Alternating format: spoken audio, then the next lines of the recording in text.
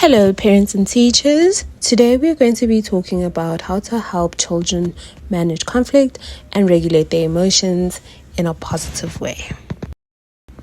It's important to know that managing conflict and emotions is not a big kid issue. Any child at any age can experience these issues. Let's have a look at some of the different types of conflicts that children can experience in the foundation phase. The first one is peer conflict. Peer conflict happens between learners of the same age when they are in disagreement with one another and having misunderstandings during play, or they are in competition with one another. For example, when they want to play with the same toy. Next, we have social conflict. Social conflict is a kind of conflict that arises when there's difficulty in group interactions or friendships in communication, understanding, or acceptance of others' emotions. For example, children can exclude another learner from a game. This causes social conflict. Next, we have teacher-learner conflict. This can happen when there are disagreements, resistance, or misunderstandings between the learner and the teacher about what the rules, expectations, or course of discipline is. Next is emotional conflict, which happens when a child experiences strong emotions such as anger or frustration, but they have not learned the language or how to express themselves and how to manage it in an acceptable way. Lastly, we have behavioral conflict, which happens when learners don't have impulse control or struggle with unmet emotional needs. A child who refuses to share or throws tantrums and items on the ground when they are frustrated is an example of this. So why is conflict and emotional regulation important? When learners know how to regulate their emotions, they're able to recognize their feelings. They can calm down after being upset, and they can choose to respond rather than react. Research shows that children who have better emotional regulation skills are better prepared for school.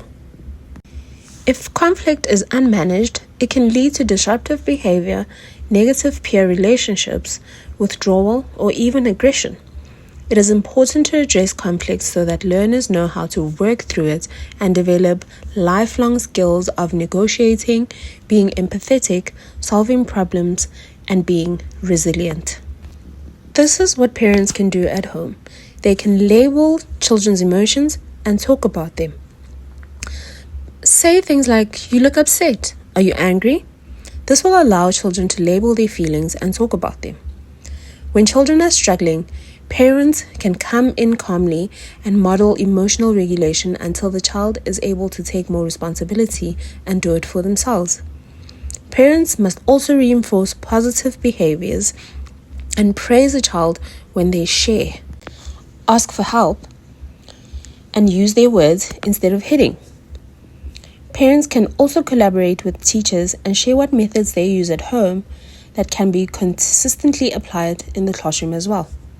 Teachers can set classroom expectations and routines, model kindness and self-regulation, use guided interventions when conflict occurs, and provide opportunities for learners to practice. Here are some strategies. Teach and practice emotional vocabulary to name emotions such as sad, angry, frustrated, and calm. Have short routines like stop, breathe, name your feeling, and choose an after action. These routines reduce impulsive reactions and promote emotional safety. Mediate conflict by guiding children to express their feelings and generate solutions together, and promote positive behavior by noticing it and giving praise. In the end, helping learners manage conflict and regulate their emotions isn't an extra task that we have to do. It is essential to learning, relationships, and future academic success. When teachers and parents use thoughtful strategies, collaborate, and model positive behavior, children not only learn how to manage conflict, but also thrive emotionally and socially. Let's build strong and emotionally aware learners together. Thank you.